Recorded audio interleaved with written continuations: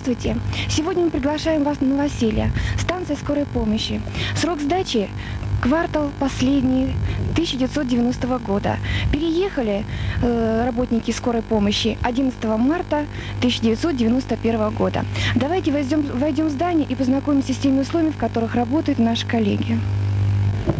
Поделиться о своих впечатлениях я прошу докторов Фонину Галину Адамовну и Александра Константиновича Емельяненко. Пожалуйста. По сравнению с тем, в каких условиях находилась скорая помощь, конечно, было и тесно, и ужасно неудобств много было, и для водителей было очень неудобно работать. Сейчас, конечно, мы в новых условиях работаем, и условия для работы, конечно, созданы гораздо большие. Но хочется отметить, что хотя, в общем-то, здание новое, и объемы по площадям много места, но не наделов все равно от строителей у нас много. Сейчас начинается весна, оттаял снег, крыши у нас текут, окна не подогнаны, рамы как следует. И надеемся, что это все будет исправлено, потому что обязательство нам сдающая организация дала, что будет исправлять нам эти все недоделки. Несколько хочется отметить неналаженную связь с лечебными учреждениями, также с ГАИ и с ГУВД. Прямой связи у нас пока еще нет, и связь желает быть лучшей, конечно. Селекторная связь в самом помещении тоже нас не очень устраивает, но я думаю, что это все исправимо и можно поправить. Так, хотелось бы сказать еще спасибо строителям за такое, конечно, здание. И мы тоже стараемся работать для того, чтобы нашему населению, конечно, была оказана помощь своевременно и быстро. Единственное, хочу я еще сказать, пользуясь случаем, что это пойдет в эфир, что у нас очень плохая освещенность. Вот было выступление накануне, плохая освещенность подъездов. Учитывая то, что лампочек нет в продаже, и поэтому в подъездах тоже очень темно, иногда приходится на ощупь и со страхом проходить бригадам и находить нужные квартиры. Вот это хотелось бы мне отметить и обратить внимание наших хозяев города, чтобы обеспечивали подъезды лампочками. Константинович, о холлах, о конференц-зале, о мастерских, по-моему, такого вы не мечтали раньше. И все-таки ваши впечатления в работе в новых условиях? Я полностью присоединяюсь к словам Галины Адамовны, и от имени всего коллектива хочу поблагодарить строителей, которые были поставлены в жесткие условия за это великолепное здание. Работать нам стало значительно лучше. Например, я хочу сказать о врачах, что у нас появилась возможность для анализа, вызова. Мы уже можем уединиться в свои кабинеты, где-то почитать литературу.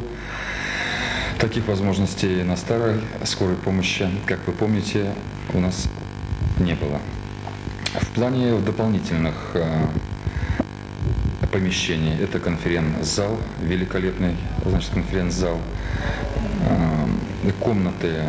Она называется по плану комната, профорга, но мы ее будем использовать для развития художественной самодеятельности на станции. В общем-то, я вам открою маленький секрет. Это моя была давнишняя мечта на нашей станции с таким, в общем-то, большим коллективом.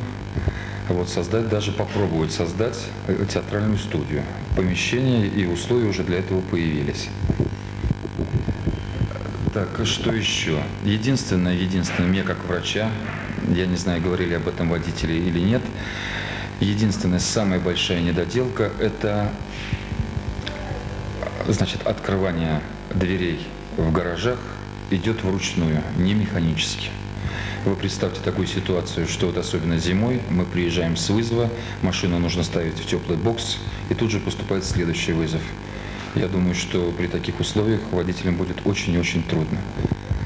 Из-за зимнего варианта сдачи или другая причина? Вы понимаете, по плану не было запланировано механическое открывание этих дверей, и этот недостаток нужно в ближайшее время исправить.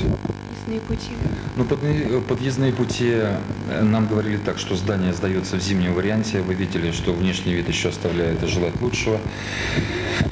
пообещали, как только сейчас стает снег, подъездные пути наладятся, и здание приведется в божеский вид, будем так говорить.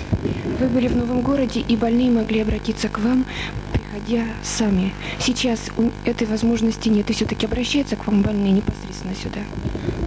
Обращение, безусловно, идет, хотя здесь рядом находится и приемный покой, но уже по инерции, значит, больные идут на скорую помощь. Безусловно, крайне неудобно, что скорая помощь выстроена за, ну, можно, если так можно выразиться, за чертой города. Конечно, станция, вот эта прекрасная станция должна была стоять где-то в центральной части нашего города. Что ж, доктора, хочется надеяться, что все ваши недоделки будут устранены, и пожелать вам творческой работы. Спасибо. Владимир Николаевич Пономарев, старший водитель. Все-таки что вы приобрели, переселившись в новое здание? Переселившись в новое здание, мы получили, конечно, хорошие условия. Стояночный бок видели у нас, в тепле машины стоят. Ремонтная база у нас, мастерские есть, видите, токарный, наждачный, серийные станки, вулканизаторные, аккумуляторные у нас есть. Яма у нас с хорошими удобствами. Такого раньше у вас не было. Такого раньше у нас не было. Сейчас